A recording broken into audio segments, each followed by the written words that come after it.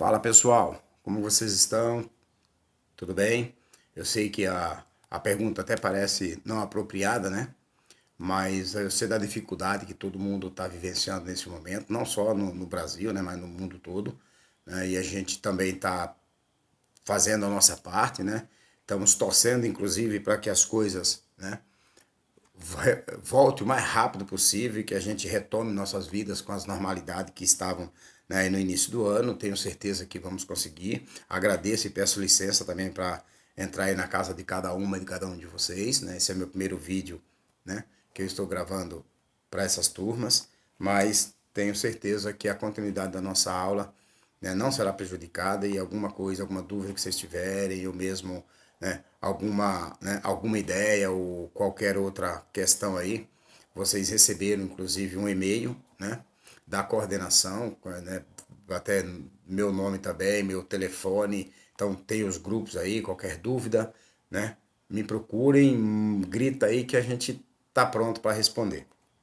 Bom, na verdade, galera, o que eu quero falar com vocês hoje aqui, né, é uma abordagem sobre mito, né, a ideia de mito, né, o que é mito, quais são suas características principais, né, será que esse mito, será que hoje nós ainda vivemos, né, situações que podemos comparar com aquilo que se vivia ou que se viveu na Grécia antiga, na antiguidade, né? Será que aqueles deuses, né, deusas que tanto, né, se falavam, ou ainda se fala, a gente vê, tem muitos filmes, né, que a gente assiste, e eu tenho certeza que, né, não só eu, como outros professores também adoram alguns filmes, né, algumas coisas que têm, né, histórias mitológicas, né, porque eles realmente nos chamam, né, a atenção, não de todo mundo, mas uma grande parte, né.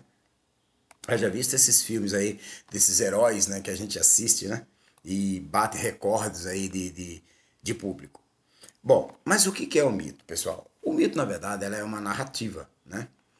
E pode-se dizer tranquilamente que é a primeira forma de conhecimento, né, humano.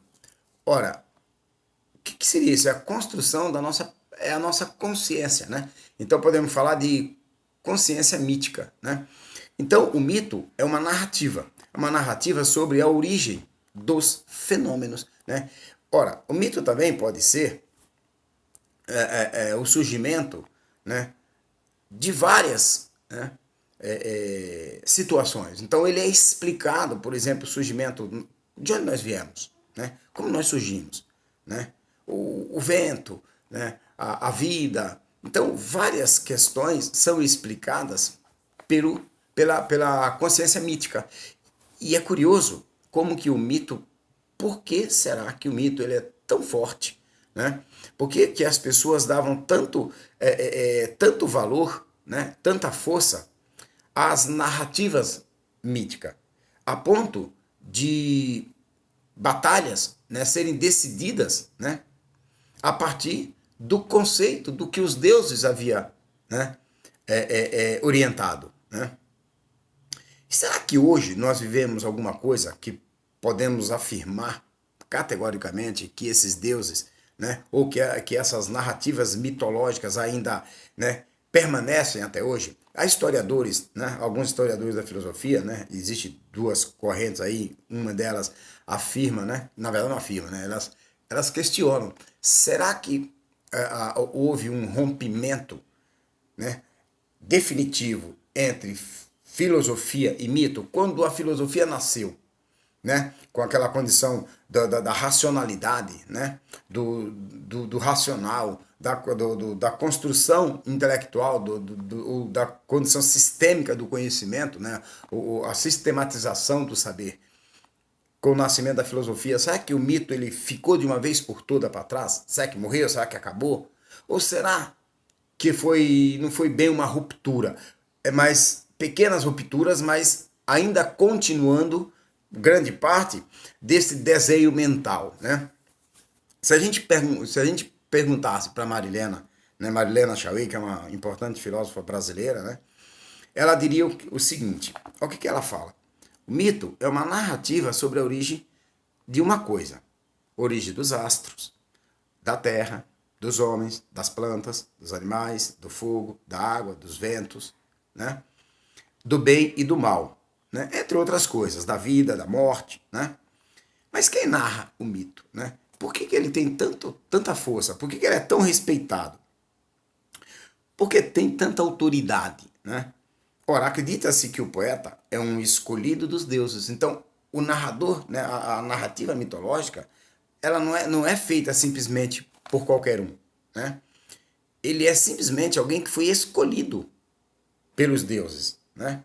Então, assim como hoje a gente vê que existe algumas, né, como eu diria, algumas orientações, né, ou algumas religiões, né, que também entendem que determinado povo foi escolhido por Deus, né, guardado aí as devidas, né, proporções, né, e o devido respeito a cada uma.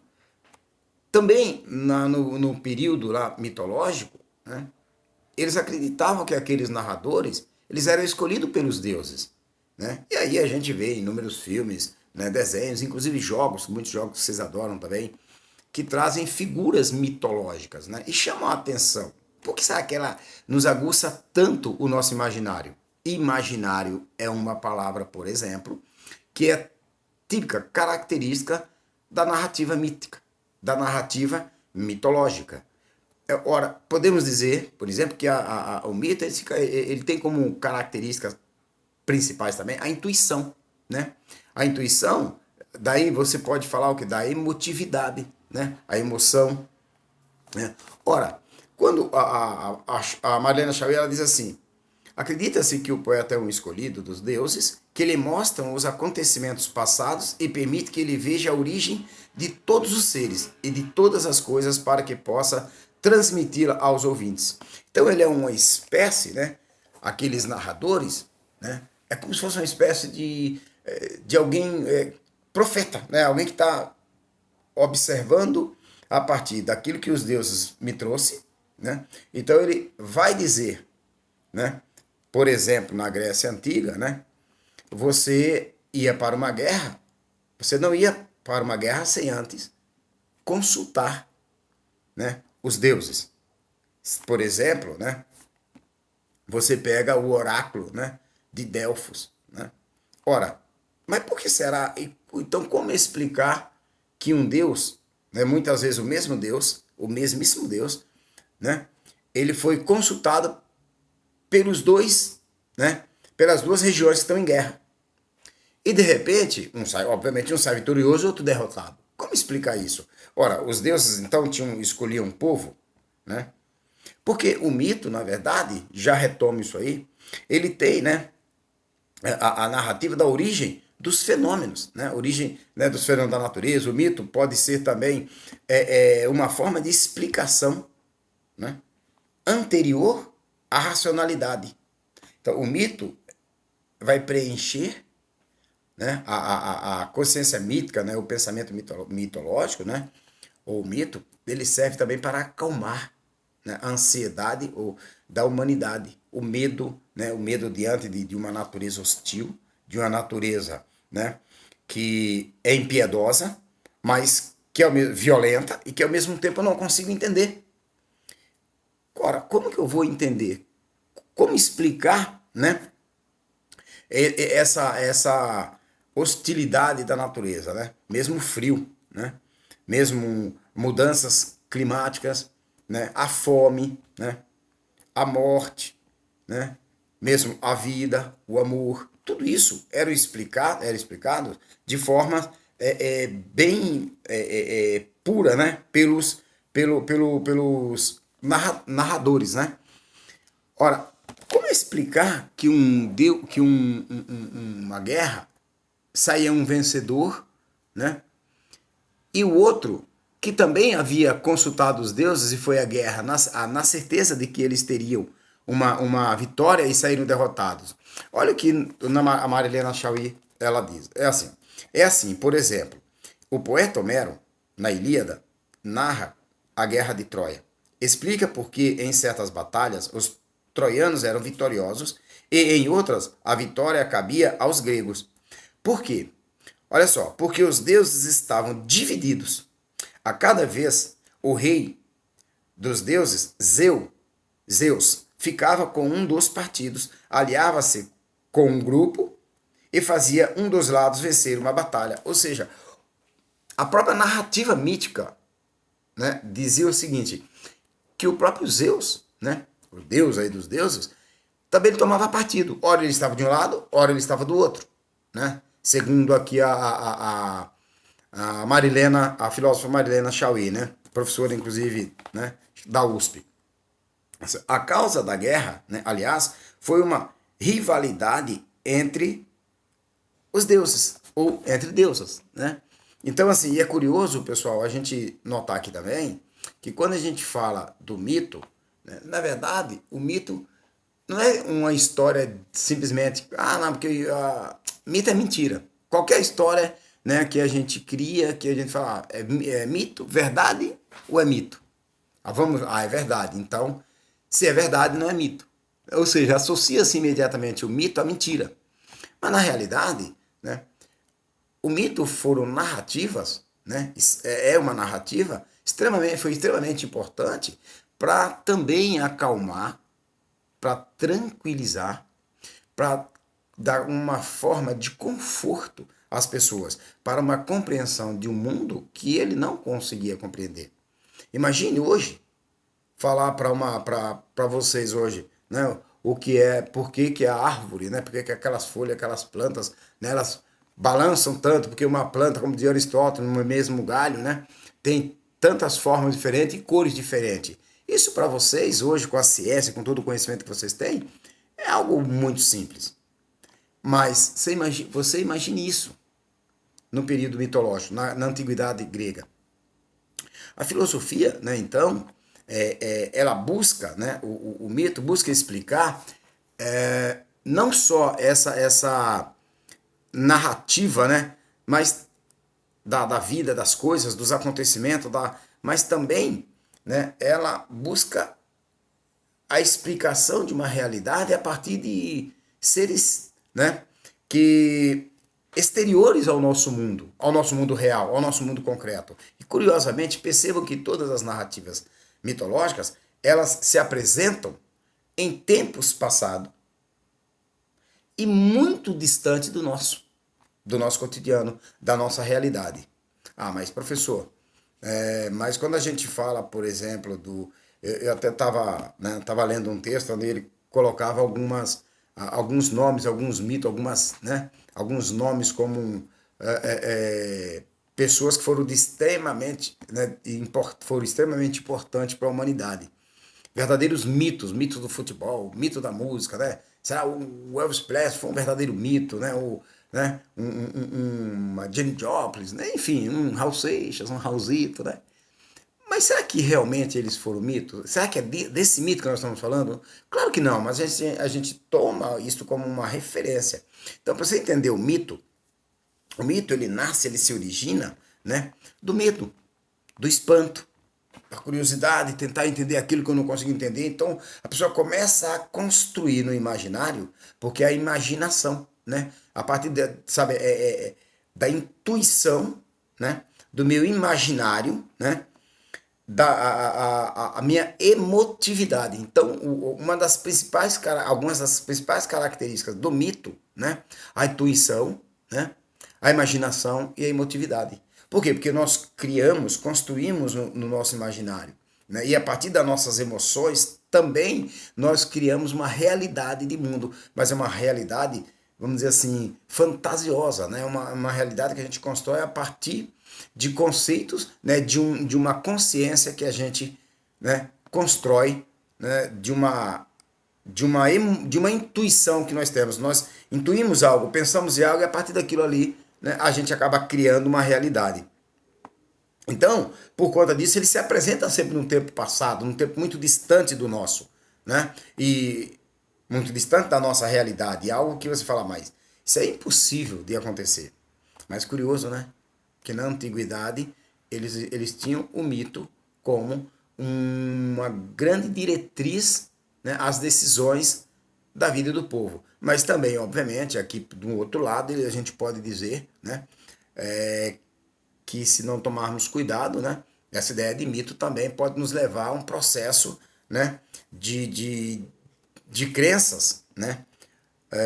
Ou de alienações, onde a gente não consegue enxergar com racionalidade, com uma percepção racional, a verdade. E a gente não consegue entender, né, onde aquilo é verdade, onde aquilo não é verdade. Ou seja, coisas que são mentiras acabam se passando como verdade e vice-versa. Então, assim, na narrativa acontece o tempo, né? O tempo passado, o tempo distante, né? Um tempo fora da nossa realidade, e a gente acaba, né? Nos tornando, né? Como diz, uma massa de manobra. Se a gente pegar Atenas, né? Certa vez, só para a gente finalizando aqui, quando o Platão cria o mito da caverna, né? Diante ele percebeu a morte, né? De um grande filósofo, né? No caso o seu mestre, que foi o Sócrates.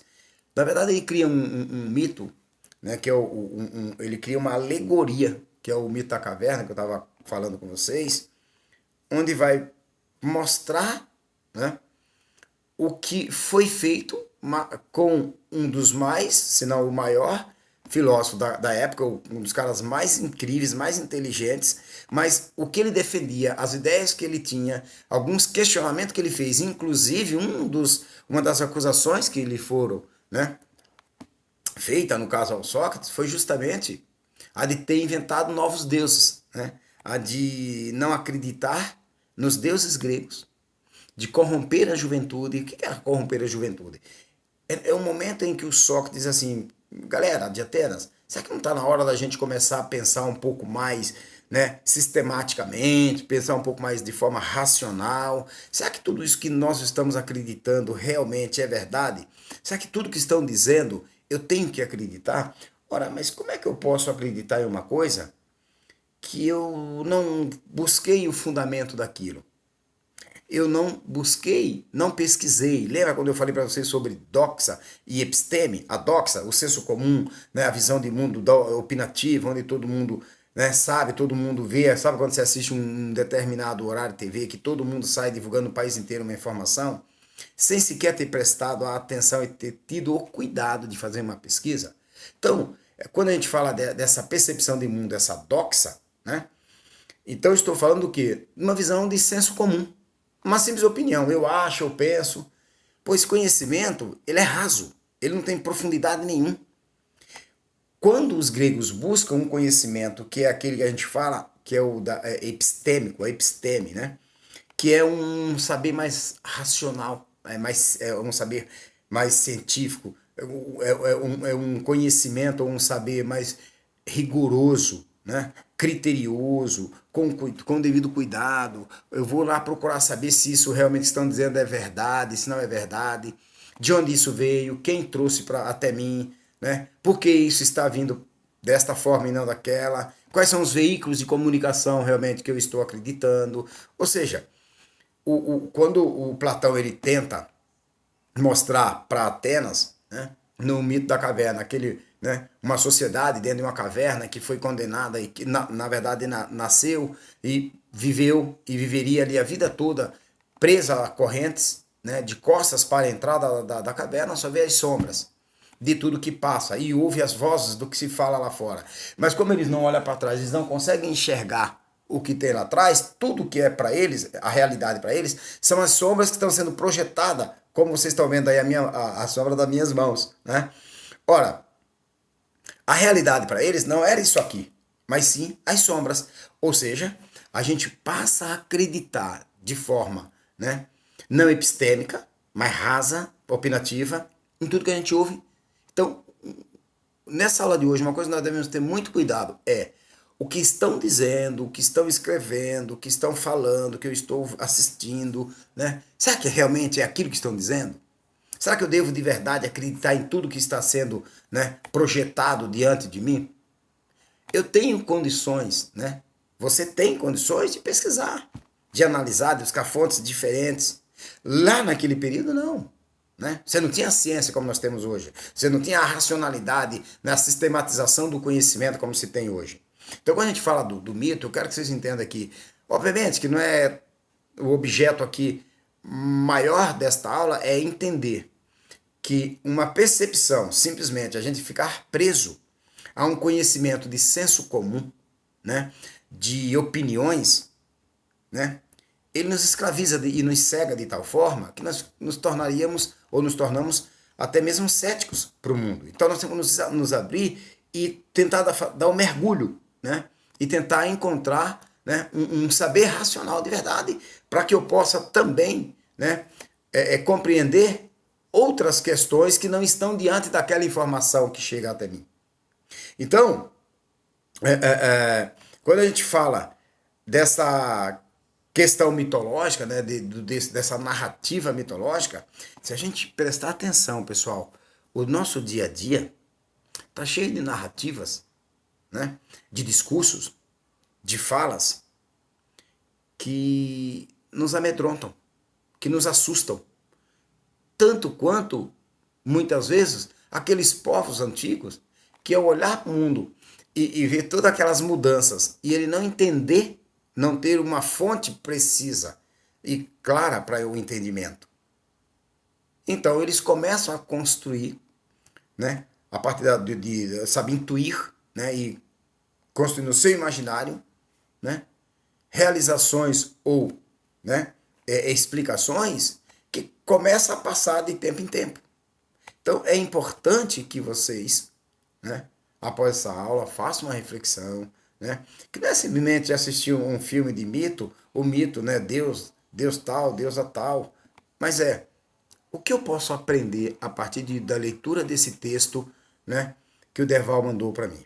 O que eu posso colocar, o que eu posso comparar do mundo antigo, né, da antiguidade clássica ou da antiguidade, né, com a nossa contemporaneidade, né, com a nossa dita modernidade? O que eu posso realmente criar, né, construir, né, o que eu posso aprender e ou qual o tanto que realmente eu posso me libertar, vamos dizer assim, das coisas que chegam até mim de forma distorcida e que muitas vezes a gente bebe, né, de fontes que a gente acredita que são seguras, são realmente racionais e que são claras, que são verdadeiras e que são confiáveis. Às vezes a gente acredita em algo e não é. Depois, quantas vezes é como a gente imaginar essas malditas fake news que a gente vê a todo momento aí. Muitas vezes a pessoa passa uma mensagem, né, para o outro, né, e depois ele vai perceber que aquilo ali é uma mentira. Então, comece a pensar. O mito, né? Eu sei que aqui é uma certa viagem que eu estou fazendo, mas a ideia é que vocês façam uma reflexão, né? Para que a gente daqui a pouco entre na filosofia propriamente dita e no pensamento socrático, para a gente entender esse rompimento do mito, de uma explicação, né, emotiva, de uma explicação a partir de símbolos, né, de construções de exageros, para uma construção sistemática, como o Aristóteles vai fazer depois, uma explicação racional, né, e com responsabilidade, com respeito àquilo que está sendo dito, porque você tem uma fonte para poder pesquisar. Então, galerinha, eu peço para que vocês, né, primeiro aí, muito obrigado pela oportunidade, e eu peço que vocês dêem uma lidinha, né, acho que eu mandei esse texto aqui para vocês, né, mandei sim, tá aí com vocês, e eu espero que vocês realmente façam a leitura, tentem entender, e se possível, façam algumas perguntas, né, construam algumas, né, curiosidades, e quando nós voltarmos para as aulas, né, presenciais também, a gente possa discutir com um pouco mais de proximidade. E qualquer dúvida também vocês podem, né, mandar para mim aí, alguma dúvida que queiram, né, tirar, né? E não esqueça do nosso trabalho, tá? Dia, né, na data estipulada pela coordenação. E quando vocês me entregarem esse trabalho, eu vou passar alguma atividade também para vocês. Por enquanto, a aula é isso, né?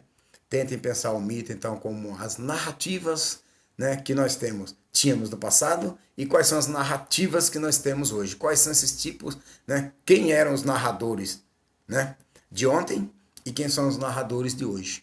Os narradores que eu não convivi, mas que eu sei a partir de uma leitura, e os narradores que eu estou lendo, e os narradores que eu estou vendo e que eu conheço, que muitas vezes eu sigo, né? Então, quem eu estou seguindo? Realmente, sabe quando você segue o canal de um desse ou daquele, dessa ou daquela, né? Analisar bem, né, né, a sua caminhada aí nas redes sociais, né? É um bom exercício aí mental, né? Para poder entender o mundo que vivemos, se ele tem alguma coisa, se ele tem uma extensão ou não daquilo que a gente entende como mito. Tá bom? Muito obrigado e até a próxima.